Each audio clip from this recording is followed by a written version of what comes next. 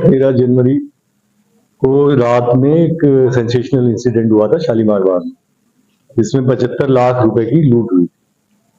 काफी sensational incident था, इसलिए स्वयं एडिशनल कमिश्नर हमारे राजीव रंजन, डीसीपी जितेंद्र और एडिशनल डीसीपी संध्या खुद मॉनिटर कर रहे थे लगातार, इसीलिए केस बहुत जल्दी क्रैक भी हो गया है।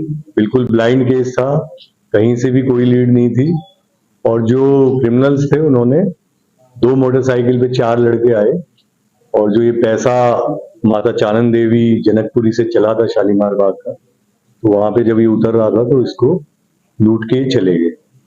तो इस टीम की काबिले तारीफ परफॉर्मेंस है। टीम को लीड किया है जो एसीपी ऑपरेशन, एसीपी शालीमार बाग, और उनका जो स्टाफ है ऑपरेशंस का भी स्पेशल स्टाफ, और शालीमार पुलिस स्टेशन। तो सबने मिलके पिछले 4-5 दिन में बहुत मेहनत की है, दिन रात ठंड में काम किया है, और थोड़ा सा वेदर ने हमारा साथ भी नहीं दिया, इसलिए 1-2 दिन ज्यादा भी लगा इसमें, क्योंकि सब जगह फॉग इतनी थी, और जो फुटेज वगैरह थी उसको देखने में काफी ज्यादा मेहनत करनी पड़ी, और क्लैरिटी नहीं थी जो नंबर्स थे, क्योंकि मौसम ऐसा है, आपको पता है कि फॉग भी है, साथ में सर्दी भी है और पॉल्यूशन भी है। तो उस वजह से जो अब जब टीम ने बाइक्स का फॉरवर्ड और बैकवर्ड रूट देखना शुरू किया, तो उसमें काफी सारे गैप्स थे, और समस्या ये आ रही थी कि उसको कवर कैसे करें। अच्छा, इसमें एक और बात जो बाद में पता चली, पहले हमें नहीं पता थी, कि ड्राइवर इन्वॉल्व है। जब पहले इन्वेस्टिगेशन हुआ था तो उसमें ये क्लैरिटी नहीं थी कि ड्राइवर का कोई रोल है, तो उससे पूछताछ की तो वो खुल के नहीं आ रहा था। लेकिन जब पकड़े गए तब पता चला कि जो एक उनमें से एक्यूज्ड है वो इसका साला है, आपस में ब्रदर इन लॉ है। तो इसमें मैं सबसे ज्यादा क्रेडिट दूंगा, हम सबसे भी ज्यादा कांस्टेबल सुनील है, जिसके एफर्ट्स की जितनी तारीफ की जाए वो कम है, जिसने लग के और इस केस को क्रैक किया। और इसमें जो क्लू मिला वो फिर मिला फाइनली सीसीटीवी फुटेज से ही। और सीसीटीवी फुटेज में जो दिक्कत मैं आपको पहले बता रहा था कि ये लोग इतने शातिर थे कि इन्होंने अपनी जैकेट थोड़ी दूर जाके चेंज कर ली।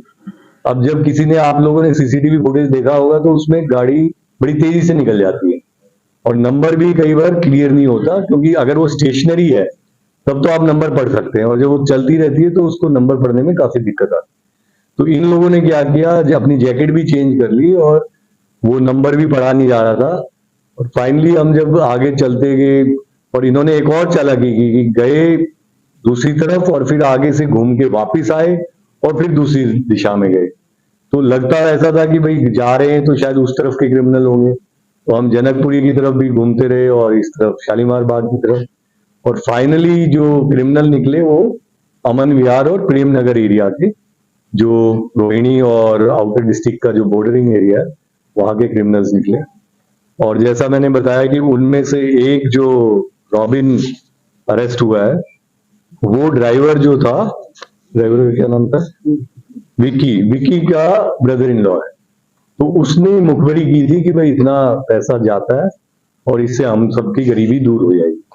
तो उस आधार पे फिर विक्की ने रोप इन किया बाकी लड़कों को, जिसमें सुधांशु है।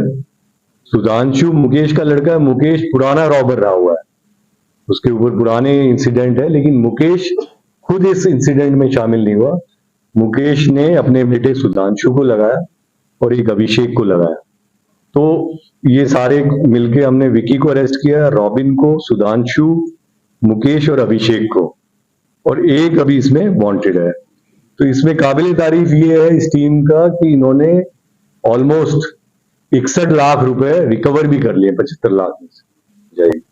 तो हर लिहाज से जो इसमें लीडरशिप भी बहुत ही शानदार रही है, राजीव की, जितेंद्र और संध्या की, और जो ग्राउंड लेवल पे जो एग्जीक्यूशन और इम्प्लीमेंटेशन रहा है वो इस टीम ने लगातार जो 2-3 दिन तक पूरा, जो आप, मैं ये कह सकता हूँ शालीमार बाग से जनकपुरी तक का पूरा सीसीटीवी खंगालना, फिर उधर अमन विहार तक का, आगे इधर शालीमार बाग से केशवपुरम, मतलब यही नहीं पता चल रहा था कि वो लोग गए कहाँ पे। तो जब आप चारों तरफ करते हैं फिर फाइनली थोड़ा थोड़ा कहीं पे एक फुटेज आ गया, फिर आगे कहाँ गए ये नहीं पता चल रहा है। तो बहुत ज्यादा इसमें मेहनत लगी है और मैं इनकी प्रशंसा भी करना चाहूंगा और मुझे गर्व है कि इस टीम ने तुरंत इसको खोला है और हम इनको सूटेबली भी इनको रिकमेंड करेंगे। इनको सीपी साहब की तरफ से बढ़िया जो भी इनाम बनता है उसकी संतुति हम करेंगे आगे बढ़।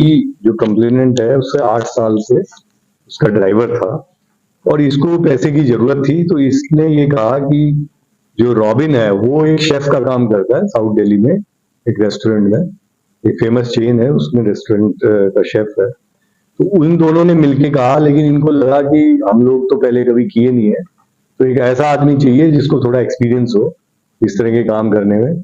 तब इन्होंने इसको सुधांशु, जो मुकेश, जो पुराना रॉबर और क्रिमिनल और बैड कैरेक्टर है, हिस्ट्री शीटर है, उसके लड़के को रोप इन किया।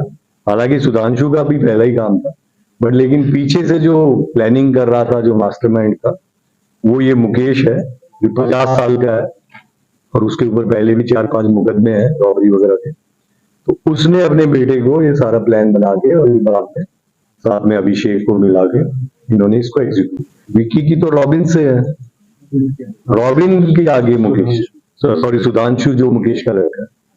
और जो हथियार भी दोनों रिकवर हो गए, तो हथियार जो है मुकेश ने ही प्रोवाइड किए थे क्योंकि वो पुराना रॉबर है, पुराना क्रिमिनल है। हथियार में से क्या-क्या बरामद? तो मुकेश को भी अरेस्ट किया था आपने?